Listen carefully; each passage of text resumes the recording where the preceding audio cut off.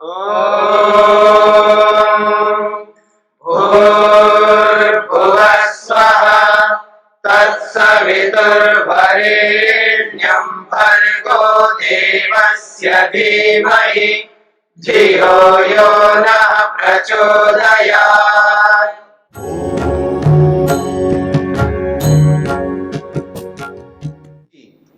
तो कह रहे हैं परंतु न पांचभौतिकम शरीरम बहुनाम उपादान अयोगात।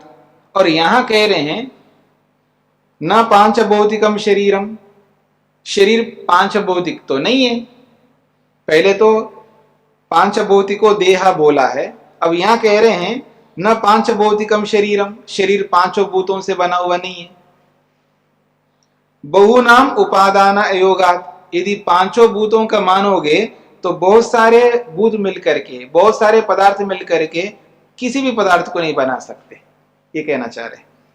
अत्र प्रत्युत अत्र प्रस्तुत सूत्रे पांचभौतिकत्वं शरीरस्य निराक्रियते। इस सूत्र में, इस प्रस्तुत सूत्र में शरीर को पांचों भूतों वाला स्वीकार नहीं किया जा रहा है। पुनः सांख्य मतम शरीरस्य उपादानत्वे किमिति प्रश्न।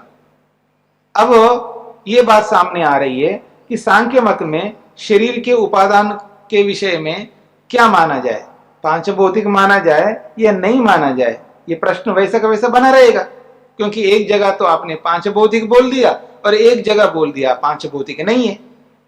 मेरी बात समझ में आ रहा है? तो कह रहे हैं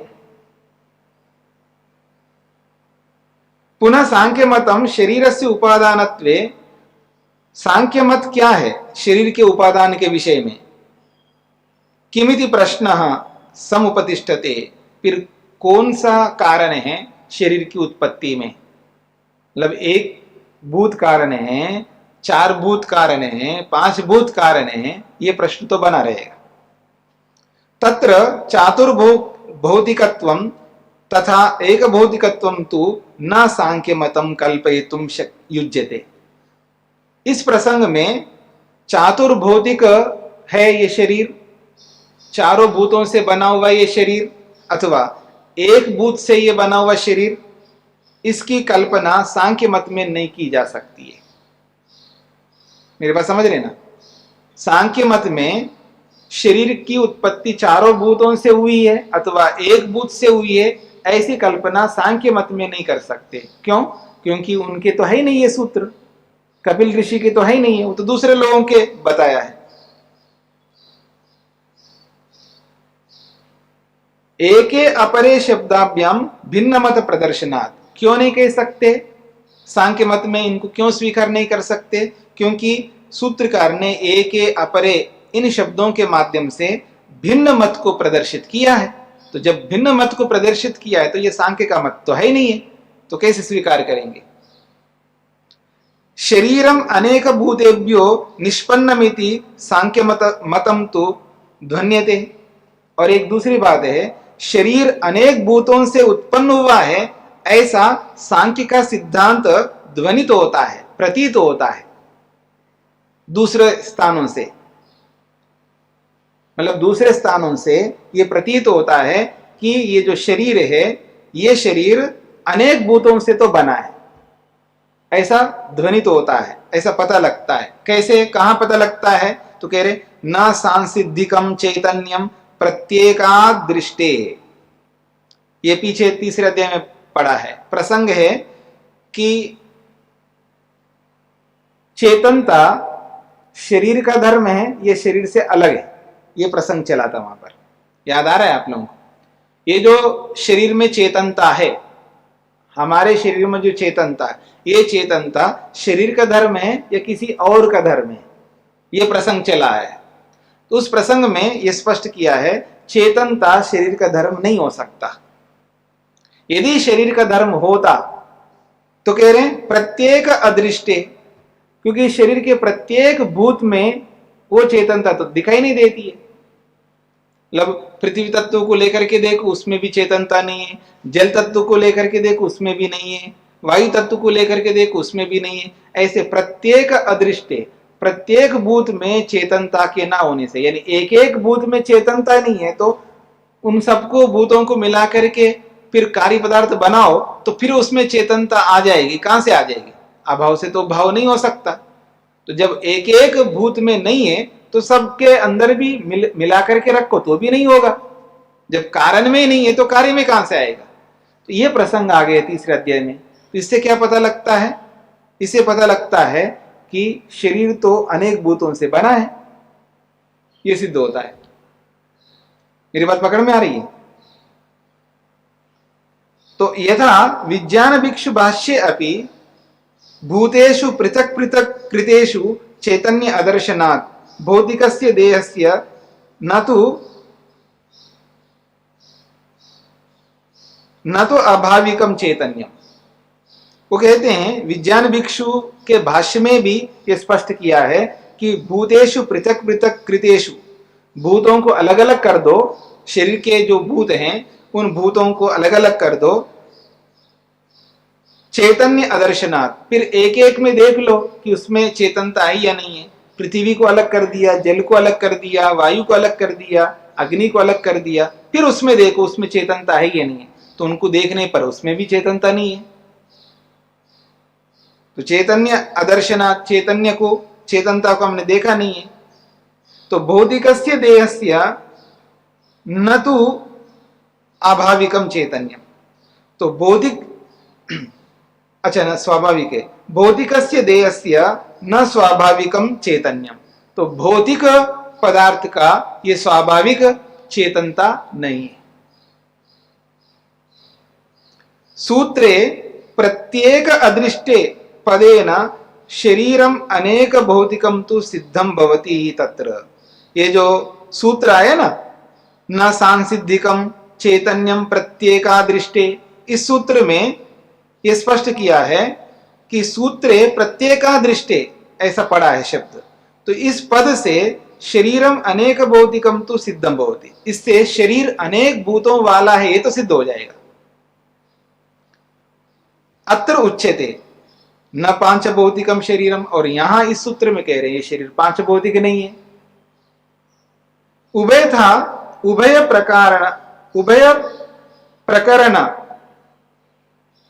प्रकरण आलोचनया शरीरस्य कारण विषये सांख्य मतम अस्ति इदम यत्। तो दोनों प्रकार के मंतव्यों को यहां सामने ले आए। तो कहते हैं उभय प्रकरण आलोचनया, दोनों ही प्रकरण को लेकर के जब इन पर विचार किया हमने, आलोचना की है इसमें, इससे क्या सिद्ध होता है उस बात को आगे कह रहे हैं। शरीरस्य कारण विषय, शरीर के कारण को समझने के विषय में सांख्य मतम इदम अस्ति यत्, सांख्य मत ये है कि शरीरम अभिनिष्पन्नम तु पंचभूतेभ्य। देखिए शरीर तो उत्पन्न हुआ पांचों भूतों से, पांच भौतिको देह इति कथनात्, क्योंकि सूत्रकार ने स्वयं बोला है शरीर जो है पांच भौतिक है। इस कथन से, इस सूत्र से सिद्ध होता है कि ये जो शरीर है ये तो पांचों भूतों से तो उत्पन्न हुआ है। कहते हैं इति कथनात् परंतु तत्र पंचसु भूतेषु उपादानत्वं परिणम्यमानत्वं न पंचभूतानाम। कहते हैं यद्यपि पांचों भूतों से तो उत्पन्न हुआ है शरीर, लेकिन उपादान कारण के रूप में आप देखेंगे तो पांचों नहीं है। कैसे?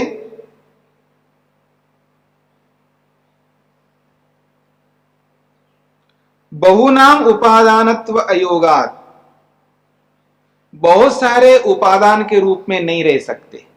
एक ही उपादान होगा, बहुत सारे नहीं बन सकते उपादान। तर्हि एकस्य भूतस्य उपादानत्वं परिणम्यमानत्वं भवति शरीर रूपे, कस्य एकस्य इति प्रश्ने तु पृथिव्या एव उपादानत्वं। जब बहुत सारे उपादान नहीं है तो फिर तो एक ही उपादान होगा। तो एक उपादान है तो फिर वो एक उपादान कौन है, ये प्रश्न उपस्थित हो जाएगा। तो इस स्थिति में समाधान ये निकल के आएगा कि एकस्य प्रश्ने तु, अगर एक ही उपादान कारण बनेगा तो पृथिव्या एव उपादानत्वं परिणम्यमानत्वम अस्ति, तब तो पृथ्वी एक उपादान कारण बनेगी। तत्र अन्येषां तु उपष्टंभकत्वं सहकारित्वम अनिवार्यमेव इति सांख्य मतम। तब तो बाकी जो भूत हैं वो उपष्टंभकत्व कारण को प्राप्त होते हैं, यानी आधार के रूप में कारण बनते, सहयोगी के रूप में कारण बनते, उपादान के रूप में कारण नहीं बनते। तो इसलिए कह रहे हैं सहकारित्वम अनिवार्यमेव इति, उनके सहकारी रूपी कारण यानी सहयोगी रूपी कारण के रूप में तो उनको स्वीकार करना ही पड़ेगा सांख्य सिद्धांत में। ये बात पकड़ में आ रही है आपको? जो बात चल रही है वो ये कहना चाह रहे हैं कि शरीर पांच भौतिक नहीं हो सकता, अनेक उपादान कारण नहीं बन सकते। तो आपने कहा तो एक जगह पांच भौतिक, अब यहां मना कर रहे हो। और चातुर्भौतिक, चारों भूतों से भी शरीर बना हो ऐसा भी नहीं है, एक भूत से शरीर बना हो ऐसा भी नहीं है, क्योंकि एक भूत मानना या चार भूत मानना ये सांख्यकार का मत नहीं है, ये अन्य ऋषियों का मत है। सांख्यकार का मत तो पांच भौतिक है, और वही सांख्यकार जहां पांच भौतिक शरीर माना और यहाँ पांच भौतिक नहीं ये मान रहे, एक जगह हाँ कहते हैं एक जगह ना कहते हैं, और दोनों बात एक ही व्यक्ति कह रहा है। इसका मतलब वो जो कह रहा है उस बात को हमें समझना है। क्या समझना है? जब ये बोला जा रहा है पांच भौतिको देहा, तब ये समझ लेना पांचों भूतों से शरीर बना तो है, लेकिन पांचों उपादान कारण नहीं है। अब इसको मैं और थोड़ा खोल करके बोलता हूं। जहां पांचों भूत बोला जा रहा है वहां पांचों मुख्य रूप से उपादान कारण नहीं है, क्योंकि कभी भी कोई भी पदार्थ जब बनता है पांचों मुख्य रूप से उपादान कारण नहीं बन सकते। उसमें एक उपादान कारण मुख्य हो सकता है या कहीं दो हो सकते हैं, लेकिन सभी मुख्य रूप से उपादान कारण नहीं बनेंगे। ऐसा कोई पदार्थ आप दिखा नहीं सकते, ठीक है ना? तो यहां पर बोला जा रहा है पांचों मुख्य उपादान कारण वाले नहीं है, ये समझना है हमको, तो समस्या का समाधान हो जाएगा। यानी जितनी मात्रा पृथ्वी की है उतनी मात्रा जल की है, उतनी मात्रा अग्नि की है, उतनी मात्रा वायु की है, उतनी मात्रा आकाश की है, तभी पांच भौतिक माना जाएगा। पांचों उपादान कारण, उपादान कारण का मतलब यहां मुख्य, तो मुख्य उपादान कारण पांचों नहीं है, ये हमें मानना पड़ेगा, ये हमें स्वीकार करना पड़ेगा, ठीक है? तो फिर वहां किसी एक को या दो या तीन को, जिसको आप मान सकते हो, उनको मुख्य मानना पड़ेगा, बाकी सहयोगी कारण मानना पड़ेगा। अब रोटी का उपादान कारण पानी है क्या? हवा है क्या? अग्नि है क्या? कौन है? आटा। रोटी जो है आटे से तो बन रही है ना, तो रोटी का उपादान कारण कौन है? आटा है, ठीक है ना? इसका मतलब आप पानी का निषेध कर रहे हो, अग्नि का निषेध कर रहे हो, वायु का निषेध कर रहे हो, आकाश का निषेध कर रहे हो। भाई आप बताइए कि कारण है या नहीं? वो सब है ना? तो मैं ये कह सकता हूं ना, आटा एक, जल दो, अग्नि तीन, वायु चार और आकाश पांच, ये पांचों कारणों वाला या पांचों कारणों वाली रोटी है, ठीक है जी? ये बोल सकता हूं ना मैं? हाँ बोल सकता हूं, पांचों कारणों वाली। जब शरीर को बोल सकता हूं पांच भौतिको देहा, ठीक है ना? ऐसे ही रोटी को भी बोल सकता हूं पांचों कारणों वाली रोटी है, ये बोल सकता हूं। लेकिन इससे पांचों उपादान कारण आप नहीं मान रहे हो। मान रहे हो क्या? नहीं मान रहे हो ना? तो ऐसे शरीर में भी मान लो ना, क्या दिक्कत आ रही है आपको? भाई जब आप रोटी के विषय में मान सकते हो तो ऐसे शरीर के विषय में भी मान लो ना, इसमें क्या दिक्कत है? इतनी सी बात है और कुछ नहीं है। इतनी सी बात के लिए इतना लंबा आपको समझना पड़ रहा है, समझना पड़ रहा है ना? तो सार तो यही है, सार तो यही होगा ना। तो आप नकार नहीं सकते कि पानी कारण नहीं है रोटी में, पानी कारण नहीं है, नकार से नहीं सकते। अग्नि कारण नहीं है, नकार सकते नहीं। वायु कारण नहीं है, भी नकार नहीं सकते। आकाश कारण नहीं है, नकार नहीं सकते। इन पांचों के सहयोग से ही रोटी बनी है। लेकिन आप क्या बोलते हैं? आटे की रोटी बोलते हो, बोलते यही ना, आटे की रोटी। लेकिन जिस दिन मैं बोलूं आटा, पानी, अग्नि, वायु, आकाश, पांचों से रोटी बनी है, ये भी बोल सकता हूं मैं। ठीक है जी, पांचों के बिना रोटी नहीं बन सकती है। तो दोनों बातें हैं। जहां पांचभौतिक का बोला है वो इस रूप में बोला है, वहां ये नहीं बोला जा रहा पांचों उपादान कारण है, ये नहीं बोला जाए। वहां ये बोला जाए पांचों कारण है शरीर की उत्पत्ति में। ठीक है जी, वो पांचों कारण है शरीर की उत्पत्ति में, ये मानना है। और यहां जो बोला जा रहा है ना पांचभौतिकम, तो ये बोला जाए पांचों मुख्य कारण नहीं है, ये बोला जा रहा है। तो वहां भी सही बोला और यहां भी सही बोला। इसकी व्याख्या करके हमको समझना पड़ेगा। अब पकड़ में आ रहा है आपको क्या कहना चाहते हैं? बस यही इसका सार है।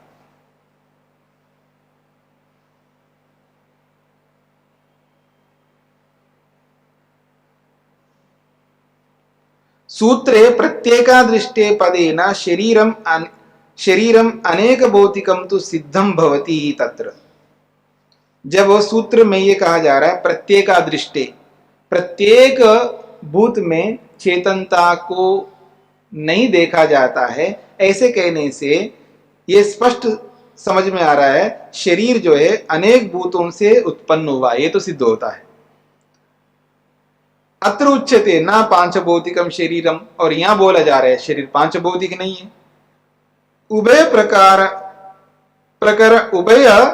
प्रकरण आलोचनया शरीरस्य कारण विषये सांख्य मतम इदम यत्। दोनों प्रकार के आलोचनाओं से यह स्पष्ट होता है कि सांख्य मत क्या है। शरीरम अविनिष्पन्नम तो पंचभूतेभ्यः, शरीर तो पांचों भूतों से तो उत्पन्न हुआ है। पांचभौतिको देह इति कथनात्, क्योंकि सूत्रकार ने स्पष्ट कहा कि शरीर पांचभौतिक है, इस कथन से तो आपको पांचों मानना पड़ेगा।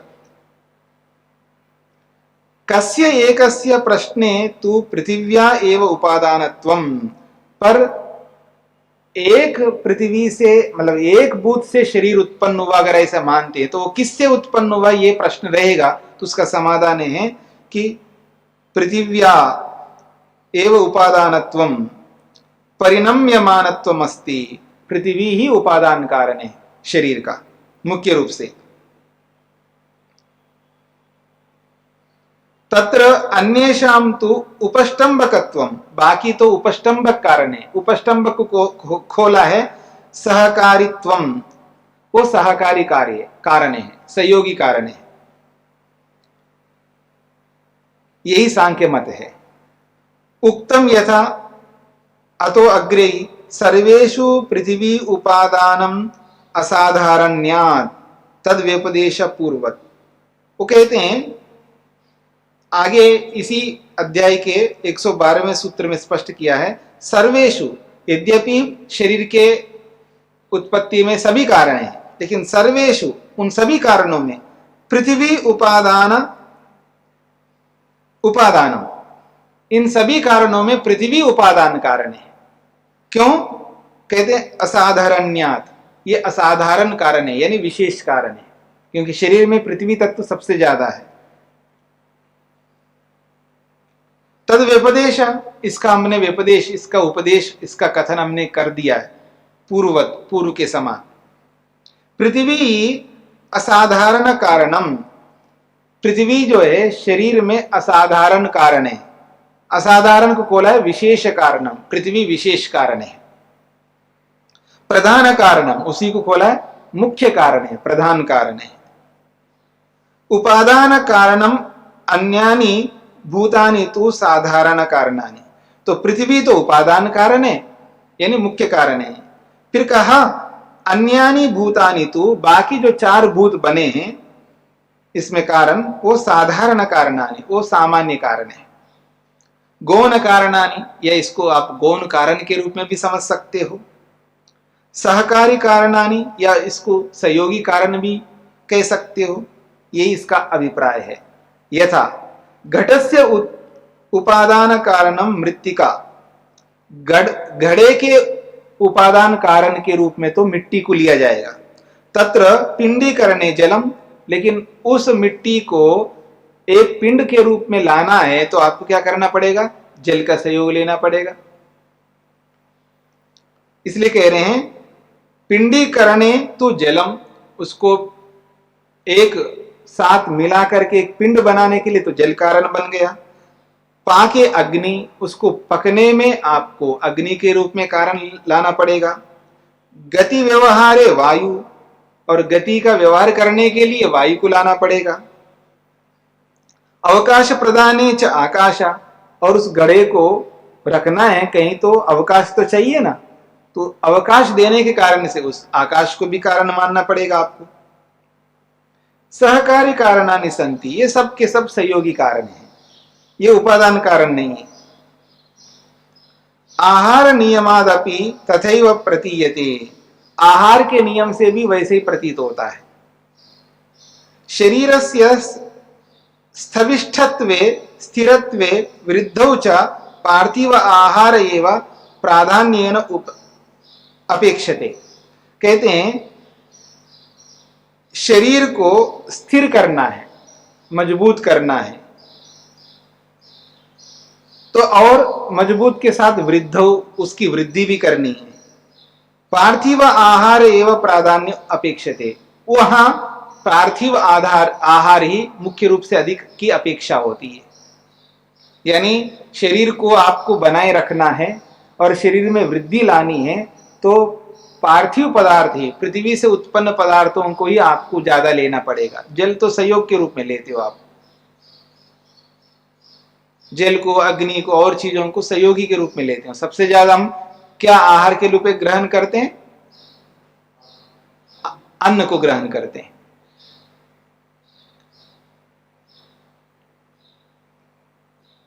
जल अग्नि वायु आकाशानां संपर्को अपि सूक्ष्म भावेन निमित्तम भवति, और जल है, अग्नि है, वायु है और आकाश है, इनका संपर्क तो रहता ही है, इनके बिना तो आप कुछ भी नहीं खा सकते, ये कहना चाहते हैं। तो ये बात थोड़ा सा आप इस उदाहरण के लिए इतना फिट नहीं बैठेगा ऐसा आप कह सकते हैं, क्योंकि ये जो शरीर है मोटे तौर पर देखेंगे तो सबसे ज्यादा जल ज्यादा दिखेगा आपको। शरीर के अंदर सबसे अधिक तो जल तत्व दिखेगा, लेकिन यहां जल से ये जल आप लेंगे तो समझ में आ जाएगा, लेकिन यहां पृथ्वी तत्व को इस धरती के रूप में नहीं ले रहे हैं, यहां जल तत्व को इस जल तत्व के रूप में नहीं ले रहे हैं। जो शरीर का निर्माण होगा वो पांचों महाभूतों से निर्माण होगा। वो पांचों भूत ये नहीं है, ये जल नहीं है, वो मूल तत्व है जो बहुत सूक्ष्म है। जैसे पृथ्वी, मतलब ये सूर्य चंद्र नक्षत्र आदि जिन पंचमहाभूतों से मिलकर के बना है, वो जो पंचमहाभूत है वो सूक्ष्म है, जो हम देख नहीं सकते उनको। उनसे जैसे ये पदार्थ बने हैं, उन्हीं से ही ये शरीर बना है, और वो पंचमहाभूत आहार आदि तत्वों में है, तो वहीं में से भगवान उनका चयन करके शरीर के रूप में माता के गर्भ में बनाता है।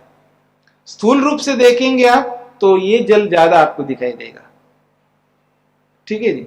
और स्थूल रूप से आप देखेंगे तो आप पानी ज्यादा पीते हैं, पानी का सेवन ज्यादा लेते हैं, वायु का सेवन ज्यादा करते हैं, ठीक है जी। सबसे ज्यादा तो वायु का सेवन करते हैं आप, दिन भर लेते ही रहते हैं, खाली कभी नहीं रहते हैं।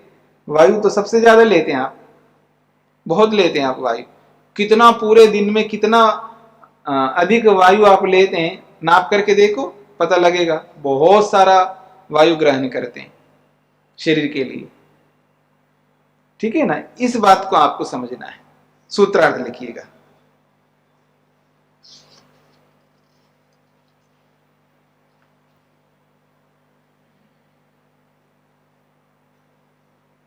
शरीर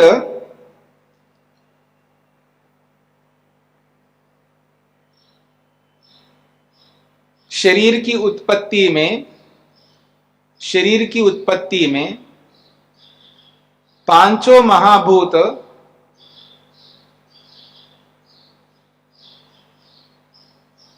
शरीर की उत्पत्ति में पांचों महाभूतों का समान मात्रा में पांचों भूतों का समान मात्रा में उपादान कारण के रूप में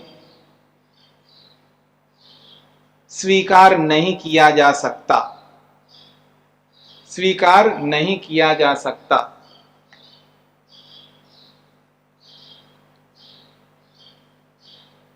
क्योंकि पांचों को समान मात्रा में लेकर के नहीं बनाया जा सकता है, क्योंकि पांचों को समान मात्रा में लेकर के नहीं बनाया जा सकता।